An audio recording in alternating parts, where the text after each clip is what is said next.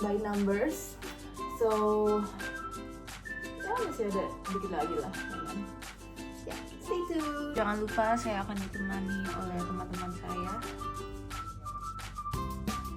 Aku belinya dulu random. Ini ada kacamata, jadi kalau aku ganti kacamata gitu. Ini lampu aku lampu itu. Tada, di situ. Dan ini the numbers, the paint that I will work with. Dan ini ada sekitar segini. Jangan lupa ada air dan tisu. Oke, kita mulai ngecat di sini. Nah, di sini ya seperti biasa aku nomor 19 kalau nggak salah ya. Nah, itu setiap nomor 19 aku habisin. Ya kan, fokus banget di sini.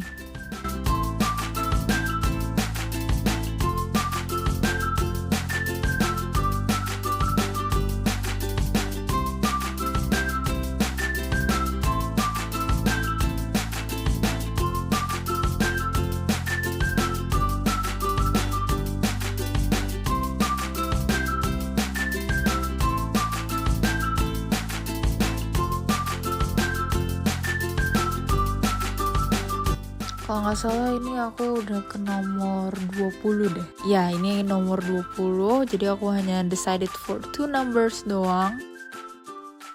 Karena abis itu ada surprise. Aku akan ngapain setelah paint by numbers. Tada! Ngapain ya? Kita akan belanja bersama nenek saya dan mama saya. Ya, siap bos. Nah, ini nenek dan mama saya. Anjay, aku jalan-jalan di tempat pasta. Look at my mom go. Tadi kita ngapain sebenarnya? Woi, lihat atas. Belanja apa? barang-barang. Mencari nenek saya. Tapi nggak tahu di mana nenek saya.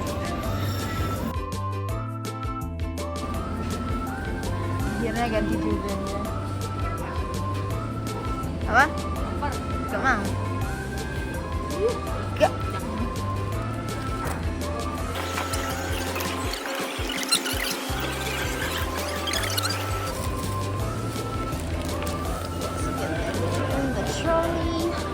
Oh my god, so habis belanja kita makan Chinese food di gedung sebelah. Kita tinggal jalan kaki lalu pulang ke rumah. Sudah selesai belanjanya kita, dan aku ditutup dengan minum susu coklat. Oke, habis minum susu aku merakit dan aku udah ganti baju posisinya di sini karena aku bentar lagi akan gym bersama coach aku. Nah, ini aku sambil nunggu waktu aku merakit-rakit mini figurnya Melody. Ini susah banget karena ya aku kukunya satu panjang dan juga ini emang kecil-kecil sih ya, dan aku juga nggak paham sama beginian. Sampai jatuh-jatuh pula piecesnya. Itu jatuh-jatuh 2 kali kalau nggak salah deh.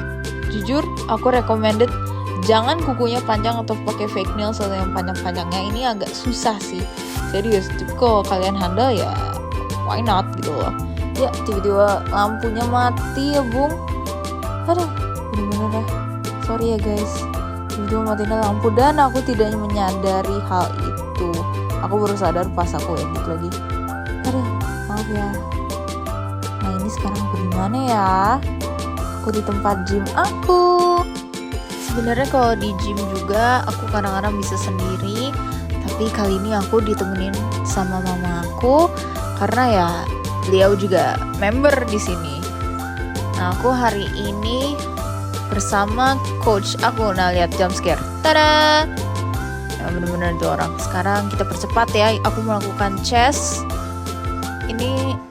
Ini gerakan salah satu favorit aku sih.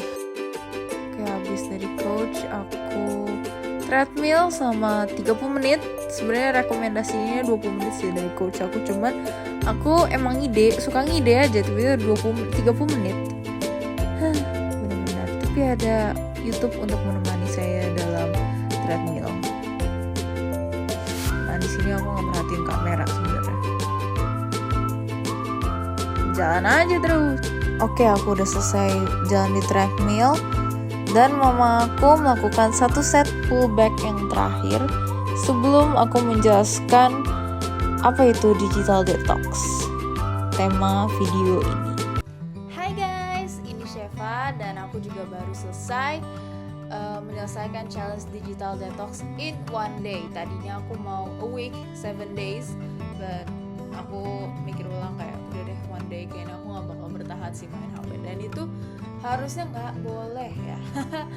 Digital detox itu penting sih, terlalu penting. Kenapa penting? Nah, arti dari digital detox ini untuk proses atau tindakan yang disengaja untuk mengurangi atau menghentikan penggunaan perangkat digital, terutama media sosial, ponsel, komputer, dan internet untuk jangka waktu tertentu.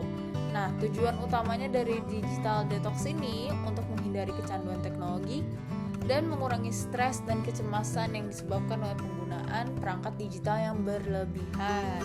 Orang-orang yang melakukan untuk mengurangi penggunaan handphone atau media itu biasanya untuk mengurangi stres dan kecemasan kayak aku tadi, lalu meningkatkan kualitas hubungan antar pacar, relationship, antar family itu juga termasuk, dan juga teman, oke? Lalu juga menjadi lebih produktif, meningkatkan kualitas tidur. Kalau soal yang tidur itu sebenarnya aku pengaruh banget sih ya, karena aku suka bergadang untuk main game dan scroll aplikasi. Biasalah anak-anak yang sekarang kan, orang-orang yang sekarang biasanya handphone banget gini. Nah, cara aku untuk mengatasi kecanduan mengurangi handphone atau barang teknologi kayak laptop, tablet, dan sebagainya yang itu melakukan paying by numbers, kayak yang di awal video itu biasanya aku kayak suka ngechat gitu, ngehibur diri sendiri lah, atau menemani mama dan nenek belanja biasa. Terus habis belanja aku juga kayak ngerakit suatu figure gini. Aku nggak selesaiin sih soalnya itu legonya kecil-kecil banget, jadi aku nggak selesaiin karena masih susah. Ditutup juga aku nge-gym sama coachnya aku. That's my activity for today. Oh, wow, belum aku decided to do this challenge ya guys. Ada dua teori yang berhubungan dengan digital detox dan gaya minimalis untuk hidup ini.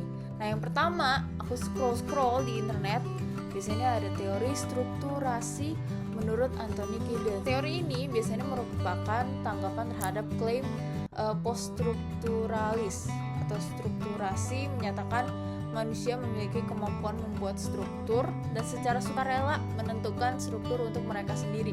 Nah, biasanya kayak manusia memiliki kebebasan penuh untuk membangun lingkungan hidup sendiri. What are we going to do today? For instance, kayak aku tadi di awal bilang ya, kayak rakit barang, pay by numbers, atau nge-gym, itu kan kayak sesuatu yang aku inginkan atau kayak aku decided untuk for myself, sesuatu yang melakukan dengan keinginan sendiri kan.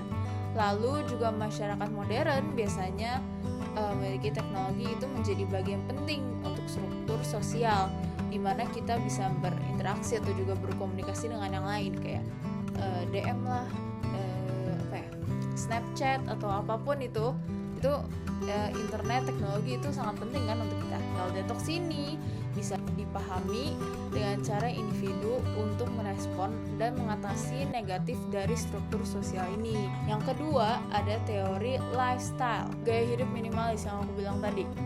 Untuk teori lifestyle menurut Bourdieu dapat dilihat sebagai hasil dari interaksi antara habitus, kapital, dan field. Nah, 3 itu nanti aku jelasin ya.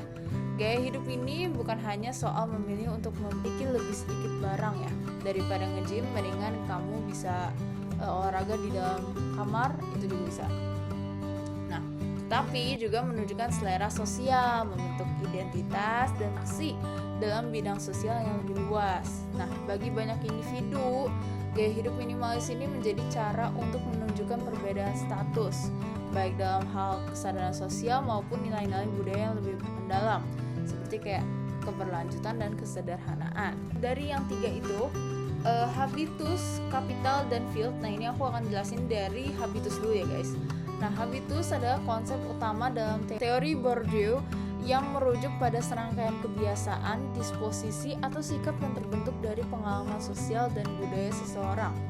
Nah, konteks gaya hidup minimalis itu yang tadi yang lifestyle itu, habitus seseorang, habit seseorang memiliki untuk hidup dengan lebih sedikit barang atau menghindari konsumsi berlebihan dapat dilihat sebagai hasil dari pengalaman hidup mereka yang berbeda-beda. Nah, yang kedua yang tadi kapital, itu kayak lebih kapital ekonomi, uang dan barang, kapital budaya itu pengetahuan dan pendidikan, kapital sosial, jaringan dan hubungan, dan kapital simbolik, pengakuan atau status. Jadi itu lebih dikelompok-kelompokin. Nah, dalam gaya hidup minimalis, individu seringkali memilih untuk mengurangi kapital ekonomi dalam membentuk konsumsi barang-barang material yang aku tadi bilang. Jadi makanya ada hubungannya dengan handphone atau digital detox tadi kan, itu mengurangi teknologi dong. Jadi material. 3, ada field, uang sosial yang lebih besar di mana individu dan kelompok berinteraksi dan bersaing untuk mendapatkan kapital. Gaya hidup minimalis itu juga dapat dilihat sebagai suatu bentuk perlawanan terhadap konsumerisme yang berlebihan dan norma sosial yang menganggap kepemilikan barang sebagai tanda kesuksesan. So, itu adalah penjelasan dari kedua teori itu. Nah, jadi intinya kita bisa ambil bahwa sekarang memang teknologi itu canggih, sangat canggih dan udah menjadi penting. Makanya diadakan challenge seperti ini untuk tidak main gadget, any kind of gadget, you name it, handphone, iPad, or laptop, dikurangin. Aku juga termasuk yang phone addicted ya, kayak scroll menerus. Dan di luar sana juga di publik, I see bunch of people kalian hangout aja seperti biasa, itu ada kan 1 atau 2 orang yang main HP itu, dan aku juga termasuk. Jadi I'm not saying to throw away the phone or your gadgets, tapi setidaknya dikurangin. Thank you ya for watching, and guys, bisa nggak sih challenge? Semoga informasi-informasi yang aku lihat-lihat, yang aku sampaikan di sini, semoga berguna untuk kalian semua. Oke? Thank you and have a great day. Toodles!